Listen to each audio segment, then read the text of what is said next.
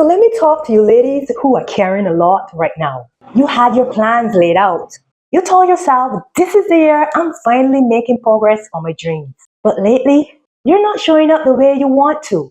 You're tired. Your mind is scattered. You're easily irritated. And your focus is not what it used to be. And it's not because you don't want it bad enough. And the scary part, it starts messing with your confidence. Because you're like, is this just what getting older feels like? Or is this an attack from the enemy? So in this video, I'm going to expose subtle distractions the enemy uses to wear you down, break your focus, and keep you busy but not effective. So stick with me to the end, because the last one is the one most women never ever think about. And it could be a big reason you feel off.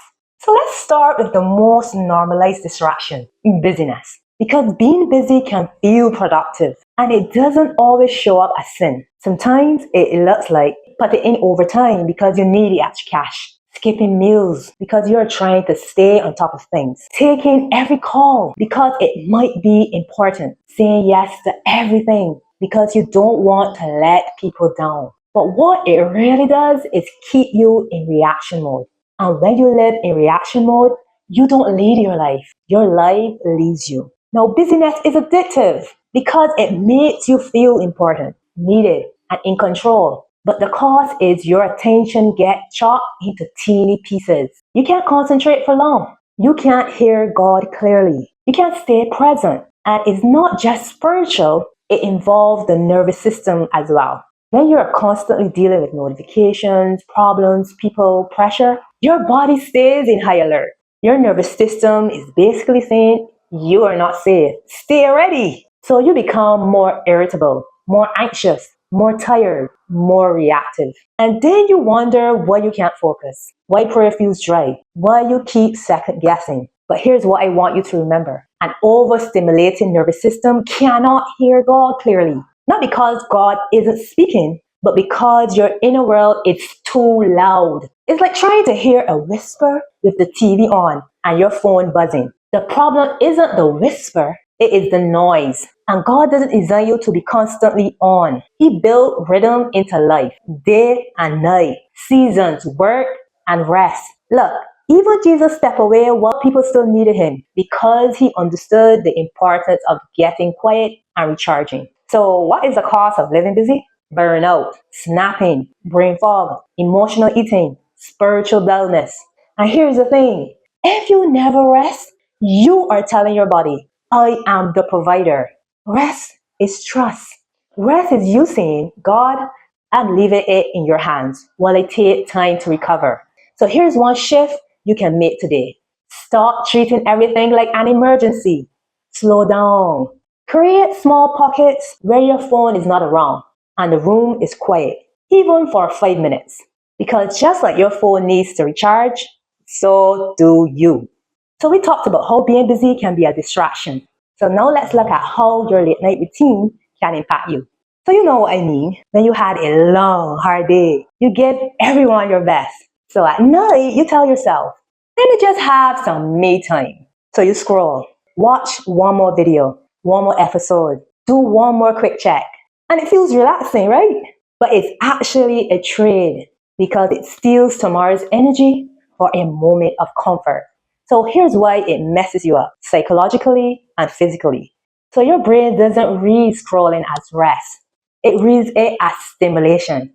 Because when you're on your phone, a few things are happening. You're getting teeny dopamine hits, like little reward signals that keep your brain interested. That's why you can feel tired and still can't put the phone down. Your body wants to sleep, but your brain is still being fed. And then there's bright lights at night, which confuse your internal clock. So the light from the phone or TV can cause you to struggle to fall asleep. Or you fall asleep, but your sleep is lighter and more interrupted. It's like your brain never fully powers down. Now, God designed your body with natural laws. Sleep is repair time. Sleep restores the brain, stabilizes your mood, and helps regulate your appetite. But when you stay up under bright light, overstimulated, and your sleep gets disrupted, you don't just wake up tired, you wake up with low patience, more cravings, irritability, and low resilience. That's why you can wake up and think, Is morning already? So here's what I need you to remember. Distractions at night becomes dysfunction in the morning. If you're always tired, always craving, always irritated, always struggling to focus, it might not be because you're lazy or unmotivated. It might be because your brain never fully powers down. So tonight, I want you to try one small shift. Change up your night routine. Do something that doesn't involve screens for the last 20 to 30 minutes, like stretching, reading a book, playing worship music, praying, journaling. Anything that tells your brain we are safe, we can power down. So we look at the impact of being busy, your late night routine. So now let's move on to food addiction. Now I know most of you wouldn't admit you have a food addiction, but be honest, some of you cannot function without caffeine, and you are always craving something sweet. And when snacks are around, it's hard to say no. Now here's how these habits distract you. When cravings and energy crashes power your day, you don't lead your mind, you chase relief. You know the cycle. You wake up tired, have coffee as breakfast. You're okay for a minute, and then you start craving something sweet. You feel better for a moment, then your energy crashes again. And now you are impatient, impulsive, and your focus is gone. And so then you think you have a motivation problem. But a lot of time it's not motivation, it's biology. Now God designed your body with natural laws. Stable energy requires stable fuel. So what is stable fuel? Is when your meals help you to stay steady, meaning you're not spiking your blood sugar and then causing it to crash. So stable fuel looks like using more protein because it keeps you fuller longer, incorporating fiber because it slows the sugar rush, and getting enough whole food. Because when your blood sugar swings, your brain changes gear. You get more reactive. Your patience gets shorter. Your ability to concentrate drops. And your body starts yelling, fix this now. That's why when your fuel is unstable, you start saying things like, I can't focus. I'm overwhelmed. I don't have self-control. I keep procrastinating. But sometimes it's not that you're lazy, it's that your body is under fuel and your hormones are responding. So here's what I want you to remember. Sometimes I can't focus is really hormonal. Paul reminds us in 1 Corinthians 6:12, all things are permissible, but not all things are beneficial. And then he went on to say, I will not be mastered by anything. Now this means just because you can consume coffee and sugar doesn't mean they are helping you, especially if they are mastering you. So one small shift to protect your purpose, start your day with real fuel, especially protein, and start using caffeine as a replacement for nourishment. Because when your energy stabilizes, your focus comes back, and it gets a lot easier to hear God clearly and actually follow through with your plans. So we talked about the problem of being too busy, your night routine, food addiction. So now let's move on to the problem of living indoors. Now, technology has made it so you can do almost everything inside. Work, shop, socialize, and even relax. So without realizing it, you can go days with barely any real sunlight and barely any real movement. So here's how it distracts you. When you're indoors most of the day, under artificial light, sitting too long, your body starts running low. So your mood is low, your drive is low, your clarity is low, and everything feels harder than it should. So now let me add something important, vitamin D. Sunlight is one of the main ways your body makes vitamin D.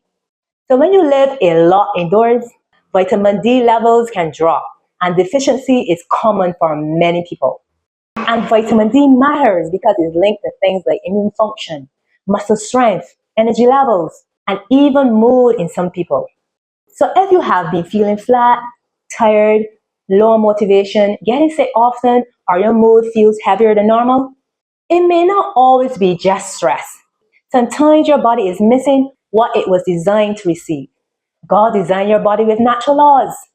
Light and movement regulate your internal clock, your circadian rhythm, and that clock influences your sleep, hormones, appetite, focus, and mood. So when you go against that order, no morning sunlight, all day indoors, screens late at night, barely moving, your body get confused. And the results show up as poor sleep, low energy, brain fog, cravings. and even anxiety. It's hard to feel confident in your calling when your body feels like it's running on 20%. So here's what I want you to remember. God built your body to run on light, movement, and rhythm, not screens and a sedentary lifestyle. So here is a practical shift. Get outside early for 5 to 15 minutes. Walk if you can. Let your body catch the signal nature is sending. It's daytime. And if you suspect your vitamin D might be low, talk to your medical doctor and consider getting it checked because correcting this can make a big difference in how you feel. So we talked about the impact of being too busy, your late night routine, food addiction, staying indoors. So now let's move on to the last point, indoor toxins. I'm talking about toxins from cleaning products, fragrances, air fresheners, spray, candles, and some personal care products. And it matters because, as we said, we spend most of our time indoors. The EPA has said Americans spend about 90% of their time indoors, and indoor air can sometimes be more polluted than outdoor air. What's in the air and the dust in your house can quietly shape how you feel. It can mean more headache, brain fog, low energy, mood irritation, or you feel off. So research shows household dust can contain a wide range of chemicals. Now, one large study tentatively identified 1,200 plus compounds in house dust, including things commonly linked to personal care products, pesticides, and other indoor contaminants. Now, let's talk about the clean trap. Now, here's the part nobody says out loud.